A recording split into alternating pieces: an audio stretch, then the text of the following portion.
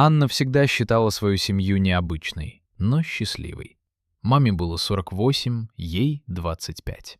Отец ушел из семьи, когда Анна была маленькой, и мама вышла замуж второй раз, когда дочери исполнилось 14. Отчим Сергей Владимирович был на 12 лет старше мамы. Высокий, уверенный мужчина с теплыми карими глазами и спокойным голосом. Он сразу стал для Анны настоящим отцом. Помогал с уроками, возил на секции, защищал от школьных хулиганов. Мама часто уезжала в командировки. Она работала региональным менеджером крупной компании, и Анна с Сергеем оставались вдвоем на неделе. Повзрослев, Анна уехала учиться в другой город, потом вернулась с дипломом дизайнера и сняла маленькую квартиру.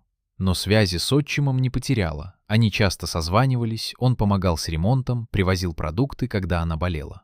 Мама же все больше погружалась в работу, отношения с Сергеем стали формальными. Анна видела это, мама поздно возвращалась, они почти не разговаривали по вечерам, спали в разных комнатах. Все изменилось в тот зимний вечер, когда маме срочно пришлось улететь в Москву на месяц. Важный проект. «Анечка, присмотри за Сергеем, ладно? Он один не справится с домом», — сказала мама по телефону. Анна посмеялась, но пообещала. Она приехала в их большой загородный дом на выходные с сумкой вещей, решила пожить там, пока мама в отъезде. Сергей встретил ее тепло. Ужин уже готов, камин горит, вино на столе. «Как будто знал, что ты приедешь надолго», — улыбнулся он. Они болтали до полуночи, о ее работе, о его проектах, он был архитектором, о жизни. Вино расслабило, разговор стал глубже. Анна рассказала о неудачном романе. Парень бросил ее пару месяцев назад. «Ты заслуживаешь лучшего, Анюта», — сказал Сергей тихо, глядя на нее долгим взглядом. Она вдруг увидела его по-новому, не как отчима, а как мужчину, сильного, заботливого, привлекательного даже в 57 лет. Седина на висках, мужественные черты, широкие плечи. Когда он стал налить еще вина, она коснулась его руки. «Спасибо, что ты всегда был рядом». Он не убрал руку. Их пальцы переплелись. Момент был электрическим. Она поднялась, подошла ближе. «Сергей», — прошептала она. Он посмотрел в глаза, потом поцеловал. Сначала осторожно, потом страстно, как будто сдерживался годами. Она ответила, прижимаясь всем телом. Его руки скользнули под ее свитер, по спине, к груди. Она застонала в поцелуй. Они не дошли до спальни, прямо у камина на мягком ковре. Он снял с нее одежду медленно, целуя каждый сантиметр кожи. Она расстегнула его рубашку, почувствовала твердое тело. Он был опытным. Ласкал языком грудь, спускался ниже, нашел самые чувствительные точки. Она извивалась, шепча «да, пожалуйста». Когда он вошел, медленно, глубоко, она крикнула от удовольствия.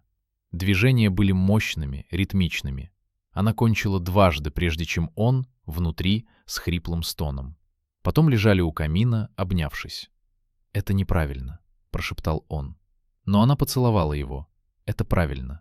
Я давно чувствую». Это стало началом их тайной страсти.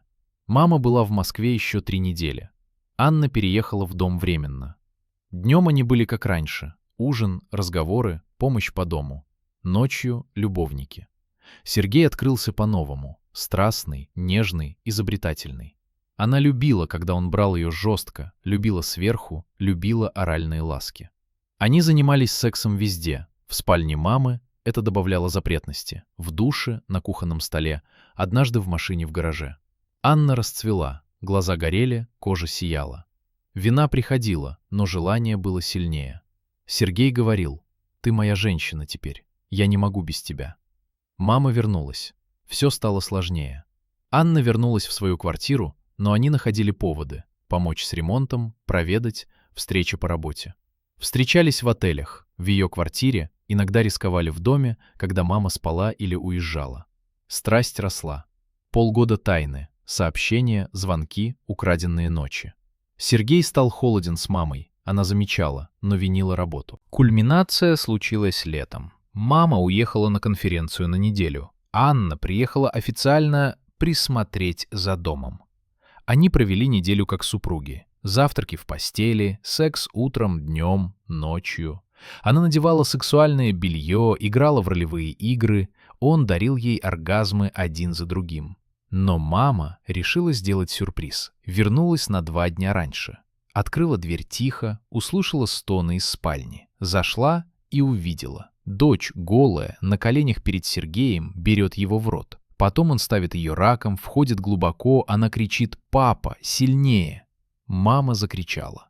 Скандал был апокалиптическим. Слезы, обвинения. «Как вы могли? Она тебе дочь!». Сергей пытался объяснить чувства. Анна молчала, плакала. Развод был быстрым. Мама уехала к сестре, дом продали. Анна и Сергей сняли квартиру вместе. Сначала ад. Осуждение друзей, родных, сплетни. Но они выдержали. Прошли годы. Страсть стала глубокой любовью. Они поженились. Тихо, без гостей. Анна родила от него сына. Позднего, но желанного. Мама со временем простила. Частично. Виделась с внуком. Анна иногда думала, стоило ли разрушать все. Но, глядя на Сергея, все такого же сильного, любящего, знала. Да, запретная близость стала настоящей жизнью.